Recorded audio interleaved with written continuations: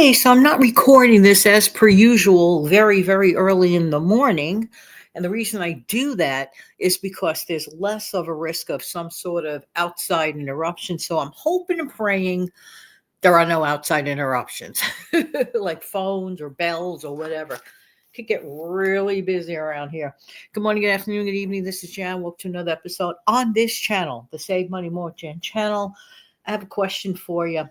When was the last time when was the last time you did these frugal things? Wow. All right. Well, here's question one.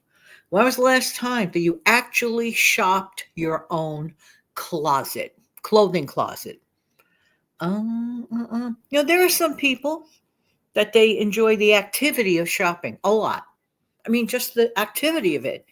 Going to the store, picking something out. There is something adventurous about hunting around for something you really like or whatever, and then paying for it. Sometimes you can't afford it, many times. And then you bring it home, and then it lands in the closet.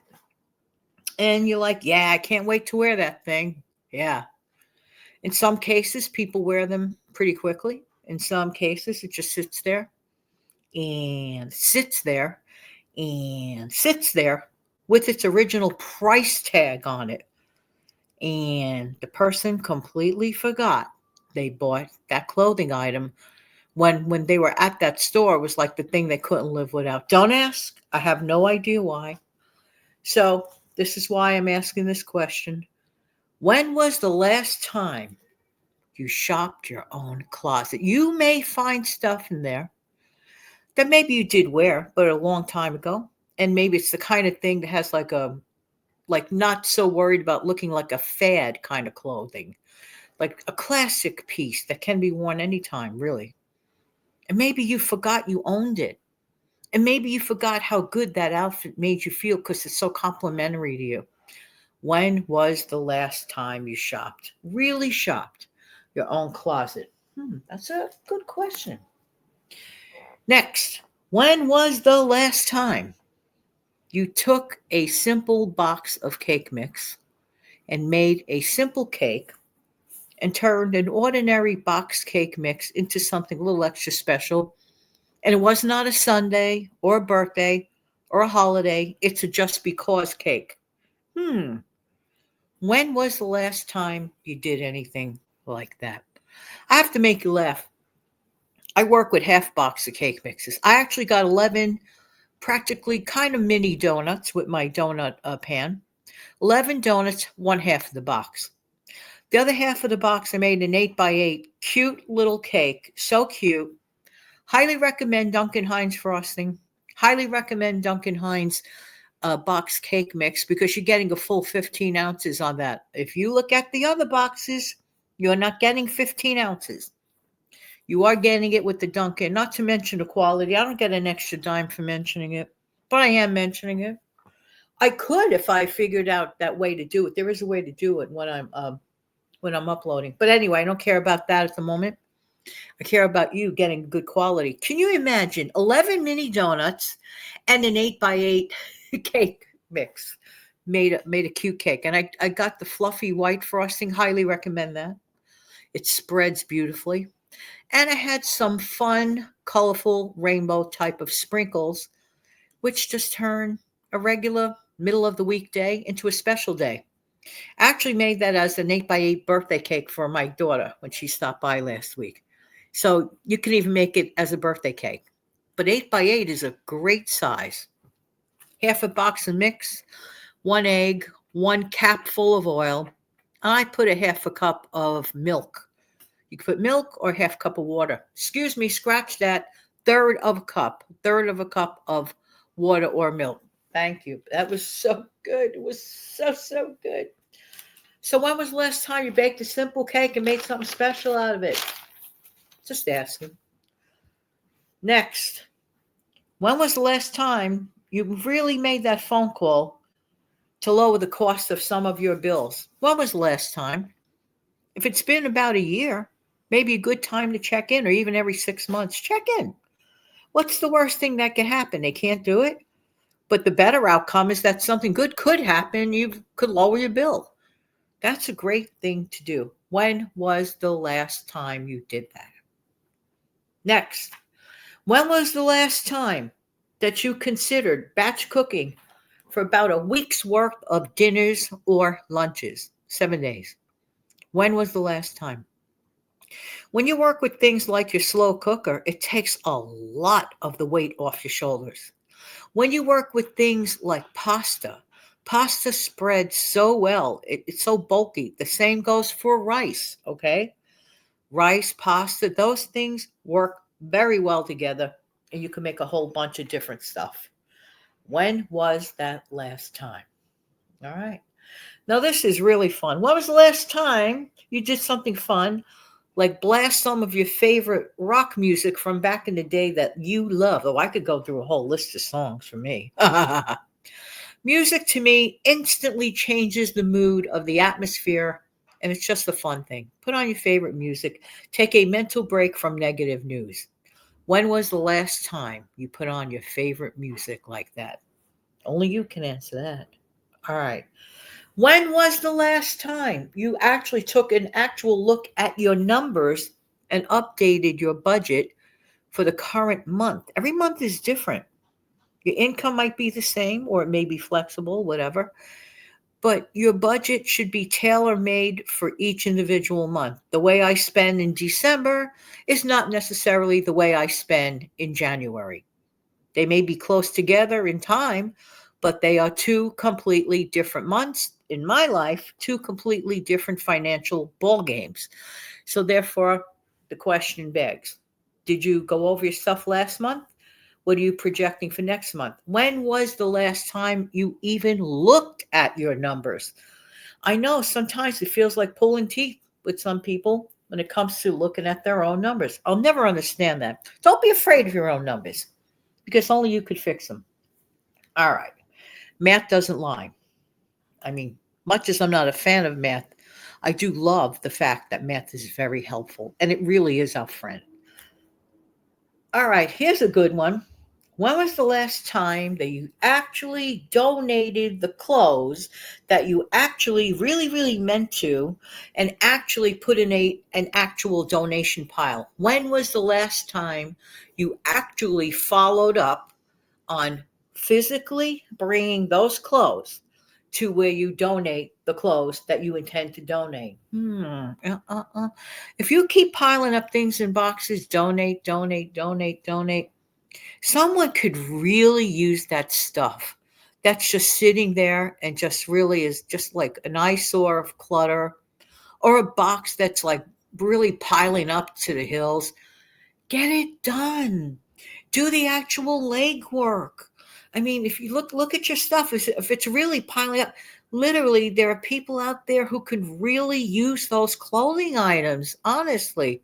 So yeah, ask yourself, when was the last time you really went to the donation place to donate your stuff? I'm just saying.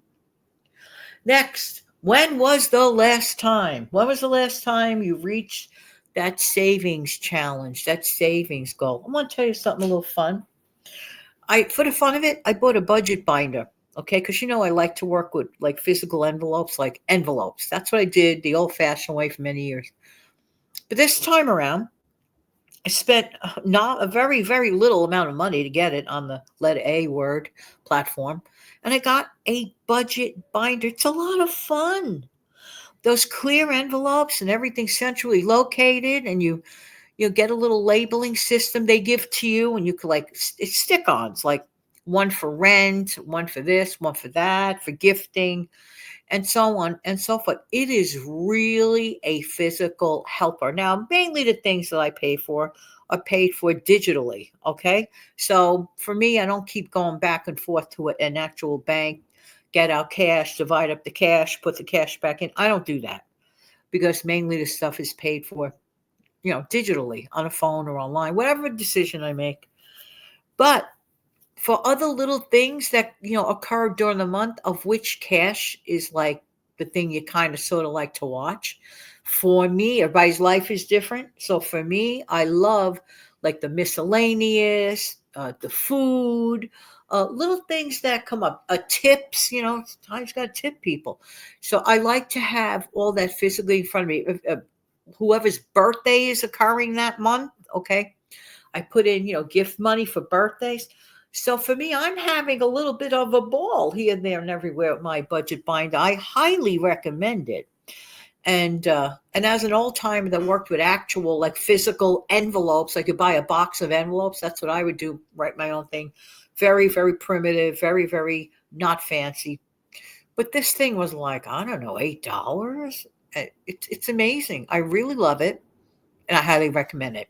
So I just thought that I would mention this to you in case you're interested. I have another question, and it's not a do you know the last time or when was the last time question. Now, let me find it. Okay. This I thought was very clever. Did you know that you are 24 hours older than you were yesterday? Ooh. And by the way, shout out to my daughter. On this day that I'm recording, this is her actual birthday. But so when you hear this, she'll already be a week older than her birthday. But I love this question. Did you know that you are 24 hours older than you were yesterday? And that kind of ties in with the questions that I just asked you. 24 hours have gone by since yesterday. Perhaps you religiously listen to my stuff at 5 a.m., let's say on a Monday. And then you come back the next morning at 5 a.m. again. By the way, thank you so much for that. 24 hours later. By the time you hear the Tuesday show, you have already gained 24 hours in age. By the time I record a show, let's say on Wednesday, May 28th, for example, but you're not going to hear this till Wednesday, June 4. 1, 2, let me get it right. 3, 4.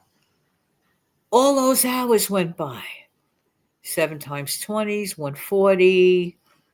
7 times 28. So about, my math stinks, but I think 168 hours from the time of me recording this show, you'll be listening to it, perhaps. I will be 168 hours older by the time you actually listen to this. Why am I bringing this up? I'm bringing this up because we can't stop time. Time keeps going. It's going to go on, it's going to go on, and it's going to go on.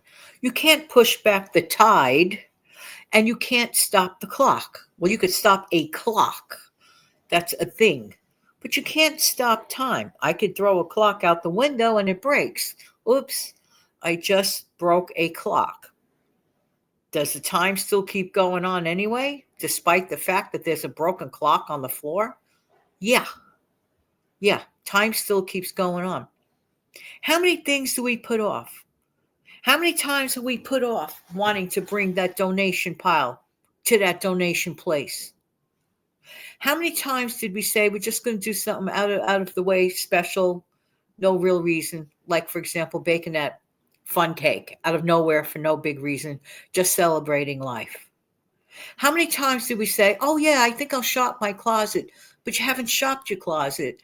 And yet, and still, there are plenty of clothing on racks with tags on them, just sitting there, turning into dusty old clothes.